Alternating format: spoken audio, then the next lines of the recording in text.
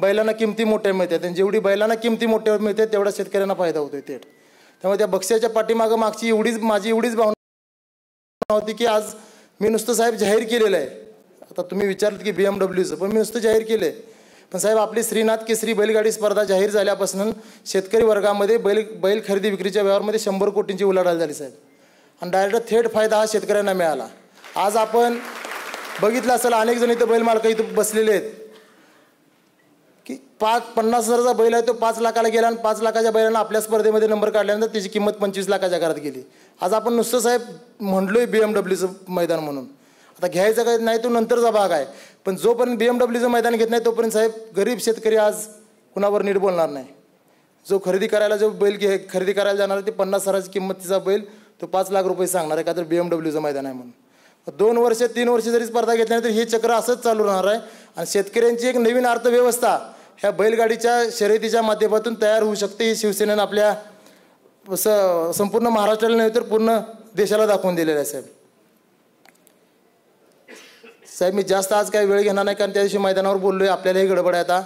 पण त्या दिवशी मी मैदानावरती जाहीर केलं की येणाऱ्या काळामध्ये ज्या पद्धतीने IPL होतं क्रिकेटमध्ये, प्रो खो खो होतो, प्रो कबड्डी होती, त्या पद्धतीने येणाऱ्या काळामध्ये प्रो बैलगाडीच्या स्पर्धाही झाल्या पाहिजेत अशी मी आपल्याजवळ मागणी केली आणि त्या दिवशी आपण ती मान्यही केली.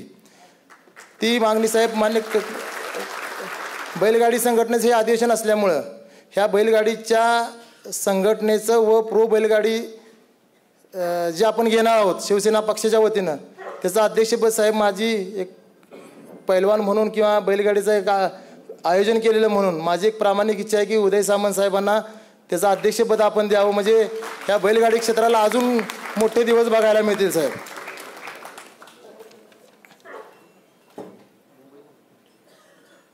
साहेब आपण सिंदूर महारक्तदान यात्रा मागच्या काळामध्ये केली साहेब. आपण त्यावेळेस आपण श्रीनगरवरून जम्मूवर येत असताना साहेब आपल्याला आठवत असेल आपण तिघच हेलिकॉप्टरमध्ये होतो. मी साहेबांच्या आणि तुमच्या गुडघे टेकून पायावर तुमच्या डोकं ठेवून तुम्हाला नमस्कार केला होता.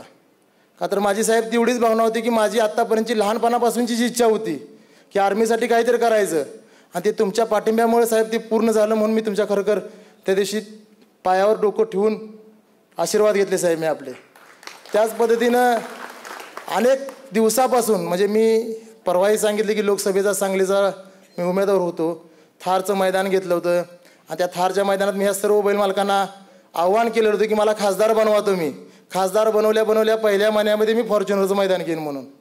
पण दुर्दैवानं साहेब झालो नाही. जनता माझ्याबरोबर आहे, पण सांगली जिल्ह्यामध्ये राजकारणात घराणेशाहीची कीड लागलेला आमचा जिल्हा आहे, त्यामुळे कदाचित मी खासदार झालो नसेल. पण मी दिलेला शब्द साहेब आणि उदय सामंत साहेबांनी जम्मूच्या एम्स हॉस्पिटलच्या हॉलमध्ये दिलेला शब्द ते मी भाषणही बाहेर काढलेलं आहे उदय सामंत साहेबांचं की इतिहासामध्ये कधीही न झालेल्या बैलगाडी स्पर्धा एकनाथ शिंदे साहेबांच्या मार्गदर्शनाखाली आम्ही येत्या काळात घेणार म्हणून. आणि उदय सामंत साहेबांनी दिलेला शब्द आणि मी लोकसभेपूर्वी दिलेला शब्द हे दोन्ही शब्द पूर्ण झालेत असं आज मला या निमित्तानं वाटते साहेब. बरेच काही बोलायचं साहेब पण थोडी गडबड आहे. मला पण अजून एवढा सराव नाही भाषणाचा, पण जेवढं व्यक्त होत आहे तेवढं झालेलं आहे साहेब. फक्त बैलगाडीची प्रो लीग साहेब चालू व्हावी येणाऱ्या काळामध्ये की शेतकऱ्यांना अजून चांगले दिवस येतील या प्रो लीगच्या माध्यमातून. जसं IPL मध्ये विराट कोहली असेल, अजून मला जास्त नाव माहीत, पण त्यांचे जसे लिलाव होतात क्रिकेटच्या खेळाडूंचे तसे येणाऱ्या काळामध्ये ह्या सर्व बैलांचे लिलाव झाले पाहिजेत आणि शेतकऱ्यांना तो फायदा मिळाला पाहिजे एवढीच माझी अपेक्षा व्यक्त करतो. आणि साहेब आपण हा कार्यक्रमाला परवानगी दिली त्याबद्दल मी आपले आभार मानतो. त्याच पद्धतीने साहेब येणाऱ्या काळामध्ये ह्या 1-2 महिन्या काळामध्ये मला जसं बैलगाडीचं केलं तसं माझं जे क्षेत्र आहे क्रीडा क्षेत्र, त्या क्रीडा क्षेत्रासाठी काहीतरी करायचं आहे. म्हणून महाराष्ट्राची क्रीडा परिषद मला पुण्यामध्ये भरवायची, त्याचीही परवानगी आपण देताना ज्या अपेक्षा व्यक्त करतो. आणि खरं दुर्दैवाची एक गोष्ट जाता जाता आपल्या त्या दिवशी बैलगाडी स्पर्धा झाल्या, प्रचंड जनसमुदाय तिथं होता. त्या जनसमुदायामध्ये जवळजवळ 2-3 लोकांची तिथं मयत झाली. त्या सर्व लोकांना मी साहेबांच्या परवानगीनं शिवसेना पक्षाच्या वतीनं प्रत्येकी मयत लोकांना 5-5 लाख रुपयाची मदत जाहीर करतो. धन्यवाद.